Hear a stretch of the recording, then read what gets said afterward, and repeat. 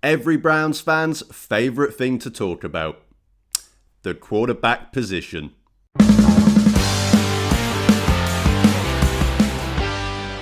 Hey guys, welcome back to my channel, or if you are new here, then please do me a favour and hit that subscribe button. So we are about to kickstart a very busy couple of months in the NFL calendar. Free agency starting next week, the draft just over a month's time.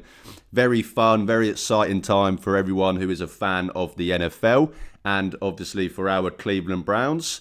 This presents a chance for us to build on what has been a pretty tough couple of years. I say a pretty tough couple of years, a pretty tough lots of decades. That's just being a Browns fan. But, as I always say, every off-season presents an opportunity for, no matter how bad the past has been, the past years, or as I said, decades, the best thing about sports is that there's always next year. And the off-season, especially in the NFL, presents a unique opportunity for teams, no matter how bad they were the season before, to put themselves in a position to improve and obviously be much better the following year.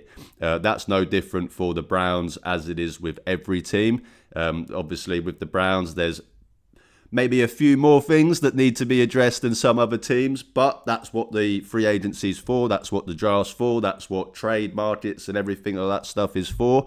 And before we get into the full scope of, obviously, all of the positions, players that the Browns could be acquiring, offensive line, wide receiver, offense as a whole, I wanted to give my thoughts on what is the least controversial, part of the Cleveland Browns, and that is the quarterback position. I obviously say that, with sarcasm.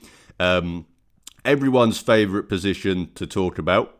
That's not just a Browns thing. I think every NFL team, with the position being as it is, it's the favourite thing they want to talk about. If you haven't got one, you need to try and find one. Do the Cleveland Browns have one? Some people will argue yes. I think most would argue no, not so sure. And that's kind of what I want to talk about today is, the current Cleveland Browns quarterback room and what I think they should do, what I think they could do, etc., etc. Do you bring in competition? Do you bring someone in because you don't think any of these guys are good and you want to bring someone in as a starter? How do you go about doing that? That's what I want to talk about today. And first and foremost, we will obviously start with the guys that are in the room, because I think there's three kind of avenues, shall we say, that the Browns can take in terms of the quarterback position. And that, number one would start with they just roll with the guys that are in that room. You've got Shedeur Sanders, you've got Dylan Gabriel, and you've got Deshaun Watson, whatever is left of Deshaun Watson after the injuries. And I think, so the kind of one option is that you just roll with that. If that's the case, they clearly have a lot of faith in Shedeur Sanders, maybe Deshaun Watson. And obviously you roll with those three guys. Another option would be bringing someone in via free agency or trade. Now that kind of probably splits into two, because it's, either bringing someone in for competition to provide competition for the guys that are already in this room, or you are bringing someone in to be the starter, i.e. a Malik Willis, which is probably going to be, $30 million a year. You're not bringing someone in for that to come and be, compete for the job.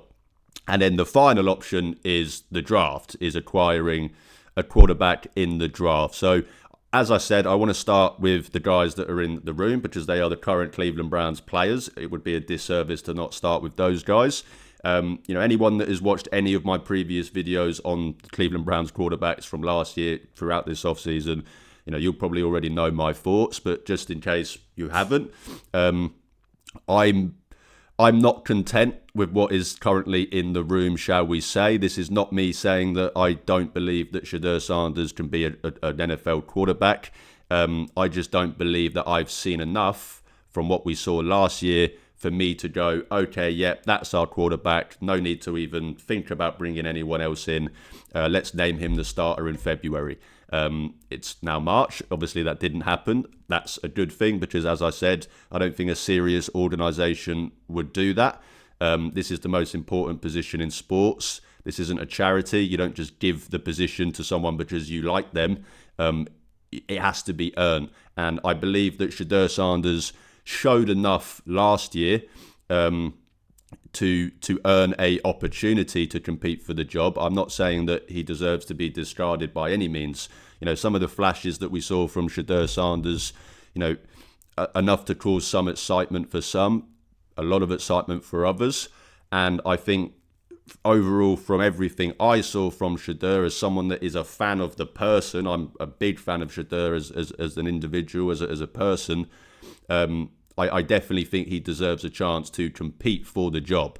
But as I said, I'm not content with rolling into the off-season with Dylan Gabriel, Shedeur Sanders and Deshaun Watson, and you having just no interest of even bringing anyone in. You're not even entertaining it. You're just going, right, these are our three quarterbacks. I don't think that's what they should do. Will they do that? I'll be surprised if they do. You know, everything we've heard from Andrew Berry, everything we've heard from Todd Monken would suggest that they are looking to bring in competition. They've made a point to mention multiple times that, you know, the quarterback room could see external additions. They, of course, have sung the praises of the guys in there because you're not going to come in and just disregard the guys that are in that room.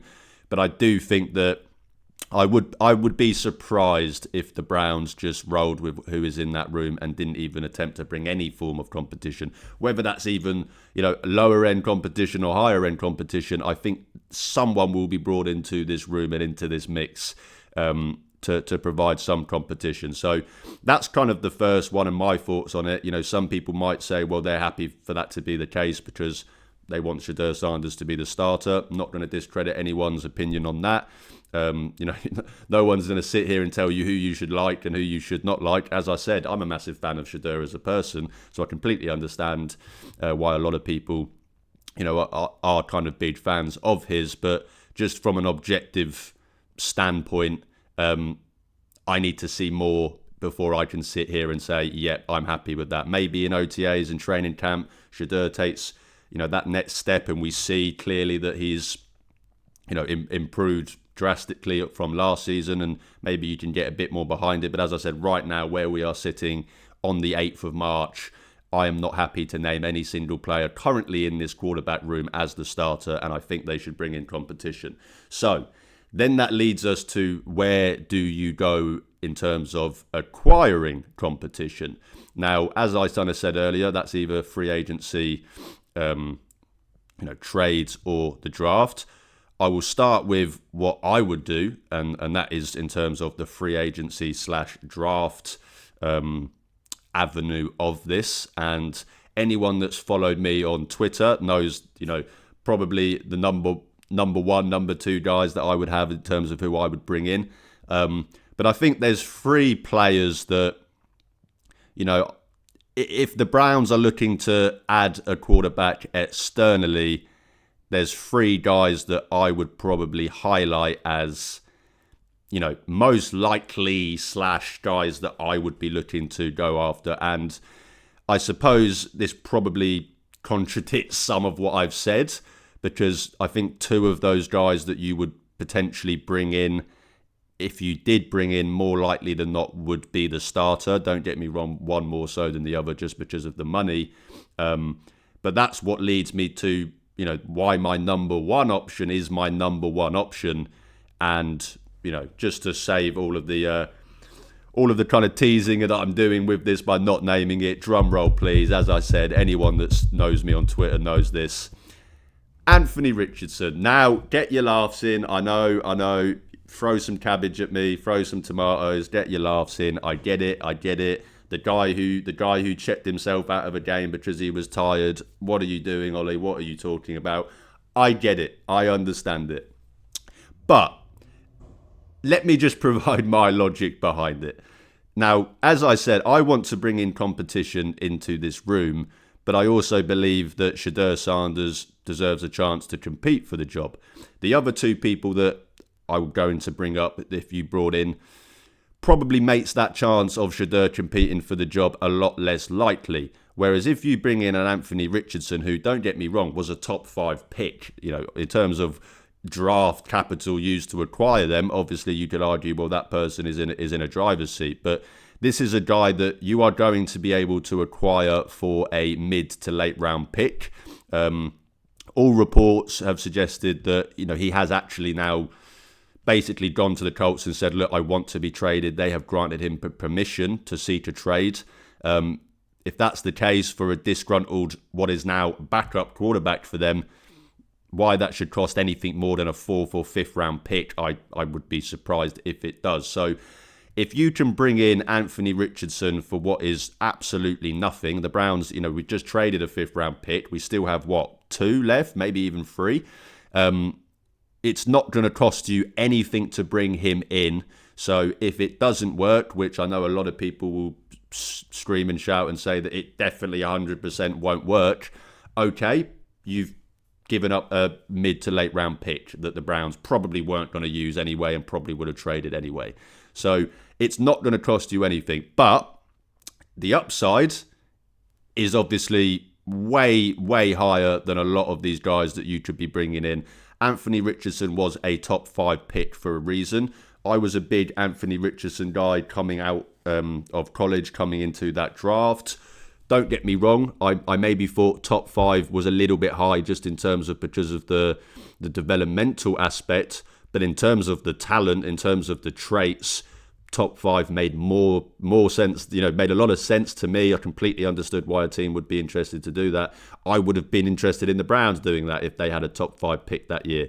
This is a guy who has just absolutely alien physical traits at the quarterback position. This is a guy who is basically Cam Newton, 6'4", 250 pounds and can run a 4.4. Now, I know everyone will say that doesn't make a quarterback. I'm not saying that it does. I'm not in any way trying to say just because you ran a 4.4 that makes you a good quarterback. This is a guy that's only completed 50% of his passes in the NFL. So, obviously it's not going to lead to accuracy and etc. and stuff like that. But in terms of what he can offer from a physicality standpoint, what he can offer from a mobile quarterback standpoint, we've all heard Todd Monken talk about his love for mobile quarterbacks. We've seen what he did with Lamar Jackson over these 3 years. He went into Baltimore and, started coaching a quarterback in Lamar Jackson, who before Todd Monken got there, pretty much the common consensus from most NFL fans was this is a guy that is never going to be able to beat you with his arm. For as good as Lamar is, as amazing as some of the plays that he can have with his legs and etc. and getting out of danger, all of that stuff, it was pretty common for most NFL fans to kind of be on that side of, but they don't think that he can win NFL games with his arm. Todd Monken goes to Baltimore and what do? They win NFL games with his arm. I mean, he 4,000 yards passing, 40 touchdowns, MVP, best quarterback in the NFL. Yes, obviously the running threat helps that, but this is a guy that so clearly can play the quarterback position both with his legs and his arms. And I think a big part of that was the help that he got from Todd Monken. So, if Todd Monken can provide similar development to Anthony Richardson, we all know this guy can run. We all know this guy can bulldoze through people. He's got, 10 rushing touchdowns in I say 2 years of starting. It was basically, in terms of the games, 1 year of starting. This guy has only started 15 games in the NFL, so not even a full season. 10 rushing touchdowns.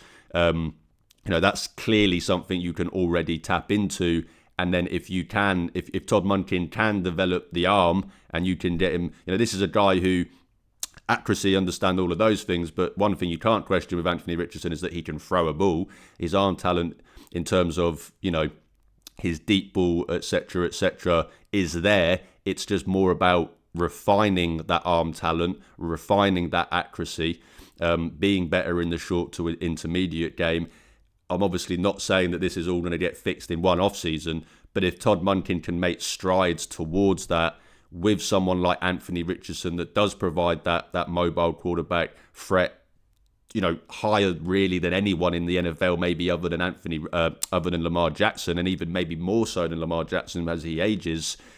I just think that this makes too much sense. Now, I know, as I said, some people, a lot of people, most people are probably going to disagree with that and say absolutely no chance, they're not interested. But as I said, for where I'm at in terms of wanting to bring competition in, but also believing that Shedeur deserves a chance, bringing in Anthony Richardson doesn't make him the starter. He still has to compete for that job with Shedeur. That bringing in competition makes everyone, it raises the floor of everyone in that room. If Shedeur goes and wins that job, great, and he's won that job deservedly so, great, and he probably did so, beating out a player that was on his heels. So I just think that Anthony Richardson is too talented, too intriguing to scoff at the idea of bringing him in. Scoff at the idea of bringing him in. There we go, got there in the end. And I just think, that combined with the current Browns quarterback position, I don't think any Browns fan is in a position to be sat here saying, oh, no. So that's my number one kind of, if I am the Cleveland Browns, that's what I am doing. I am ringing up the Colts today. I am sending over a 5th or 6th round pick, and I am bringing Anthony Richardson into this quarterback room to compete for the job. As I said, I know that's not a popular thing. Anyone that's listened to me for a while now knows that that's not why I do this stuff. I'm not going to make my decisions, my opinions based on what other people think. This is just purely objectively what I think, what I would do, and as I said, that would be my number one option. And now the other two options in terms of guys that I certainly would not scoff at the idea of bringing, I would probably be on board with bringing in, but as I said, probably provide less competition, more so nailed in starters, is Kyler Murray or Malik Willis. Now, Malik Willis, definitely. If you bring in Malik Willis, he is your starter. There's no questions about that. I know everyone can say, he's only played, 2 games in the last 2 seasons, and is anyone really going to give him 30 million based off that? My reply to that would be, well, just go watch the film and you probably understand why people want to give this guy a lot of money. This guy has been very, very good in the times that we have seen in the last 2 years. Yes, is it going to be a little bit of fool's gold? Maybe. That is certainly an opportunity, and this is why Malik Willis is probably the bottom of my, of these quarterbacks I'm talking about, of who I would bring in. He would be my least favourite to do so. But from everything I've seen from Malik Willis, as I said, if you watch the tape when he's gotten that opportunity in Green Bay, working under Matt LaFleur for 2 years, and obviously, as I said, I don't think any Browns fan can scoff at the idea of bringing anyone in with this current quarterback room. It's not something that I would be against necessarily. It would probably be towards the bottom, as I said, of these kind of group of guys. And then Kyler Murray, same kind of vein, he probably wins the job, but you can make an argument that you are bringing him in as competition, because you would be bringing him in more likely than not on the minimum.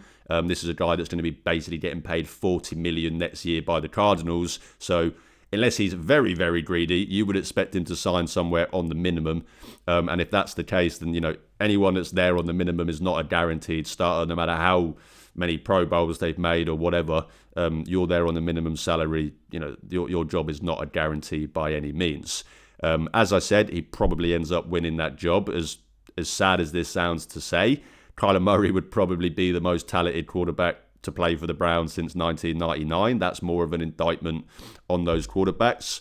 But I think it's one of those options that's similar to Anthony Richardson, and the one that you can't make the argument for Malik Willis, which is it's not going to cost you anything. Why not try it? Bring him in. If he wins the job and he's great, awesome. You may have to extend him. Some people will obviously have hesitations about extending Kyler Murray to a big contract after how his last big contract went, but I think that's a good problem to have if you're talking about whether or not we should be extending a quarterback because they played well. If he doesn't play well, same again, so be it. Same with Anthony Richardson. If he won the job and didn't play well, didn't exactly cost you much to acquire him. You took a swing, you go again.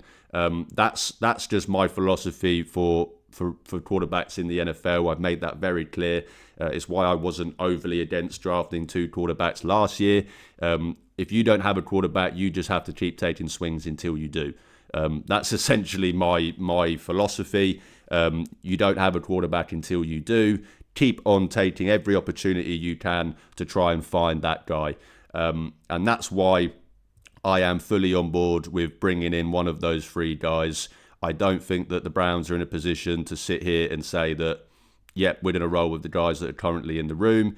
I would look to bring in competition, and if I'm bringing in competition, they are the 3 guys that would excite me the most. I'm not interested in bringing in a Russell Wilson. I'm not interested in bringing in a 34-year-old quarterback on the back end of his career, because even in the best case scenario, they come in and they're good and they win the job. You get a 1-year rental of a Russell Wilson. You get a 1-year rental of a Kirk Cousins. You know, it's just not offering you anything long term, and you're still in the same situation next off season when it comes to acquiring a quarterback or talking about the quarterback position. That's why Anthony Richardson, Kyler Murray, Malik Willis make so much more sense, because these are guys that if you did bring in and it did work out, you actually have long-term validity and long-term potential success, and to build around these guys, something that you would not have bringing in one of these 35-plus-year-old quarterbacks, even 30-year-old quarterbacks in some extent with some of these guys. You know, even like a Geno Smith, you know, I'm just not interested in bringing in one of these guys. Do they raise the floor higher than some of these guys, and, you know, higher than Anthony Richardson especially? Of course they do. But as I said, I'm just not interested in a 1-year rental for a guy that just doesn't really offer you anything long term, and at best, you know, goes 10-7.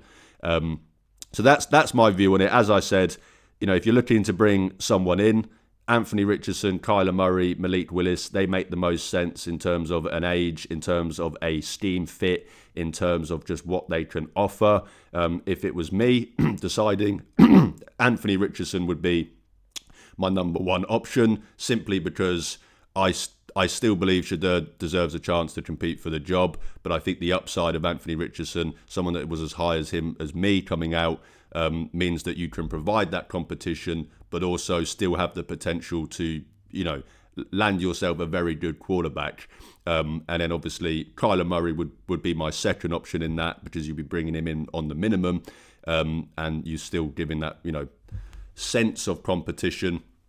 And then Malik Willis, don't get me wrong, if someone said we can go get Malik Willis right now for $25 million a year, I would probably do it, just because I want the Cleveland Browns to be good, and I believe bringing in the best people to do that. But also, I do recognise that it's fool's gold. I do recognise, well, potentially fool's gold, and I understand that, you know, if you want to give someone like Shedeur a chance to compete, you know, you're basically completely obliterating any chance of that by bringing in a Malik Willis. But that's the avenue I would look. That's the avenue I expect the Browns to look. We'll obviously know this time next week. If they trade for Anthony Richardson, I expect they probably do that a day or 2 before free agency. Or if they sign a Kyler Murray or a Malik Willis, we'll obviously know that by next weekend, with free agency starting on Wednesday, I believe. Wednesday or Thursday. So that's those 2, obviously, avenues in terms of the Browns' current quarterback room, or bringing someone in via trade or free agency. And now, finally, the last option is the draft. Now, the Browns don't have the number 1 overall pick. They will not be able to get Fernando Mendoza. Therefore, I am not interested. Kind of same vein with, as I said, with the bringing guys in for competition in the Shedeur thing. You've already got a developmental quarterback in that room in a Shedeur Sanders. Do any of the developmental quarterbacks in this year's draft provide you more excitement than Shedeur Sanders? Do you have any of those as higher prospects than Shedeur Sanders? I don't. So I'm not interested in bringing another developmental quarterback in the draft into this room. Won't even get really a chance to develop this year, and we have the same questions next year of we don't even know if this guy's good or not. Obviously, a Ty Simpson is one that will get talked about in terms of the only the only potential first round quarterback, or maybe, high second round quarterback if the Browns were going to go that route.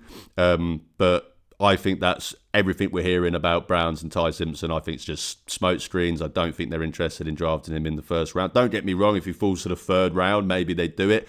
But I don't think this team is interested in drafting him in the first round, especially. And then, as I said, that just then furthers my point of, so if you are going to draft a quarterback, it's going to be a developmental prospect.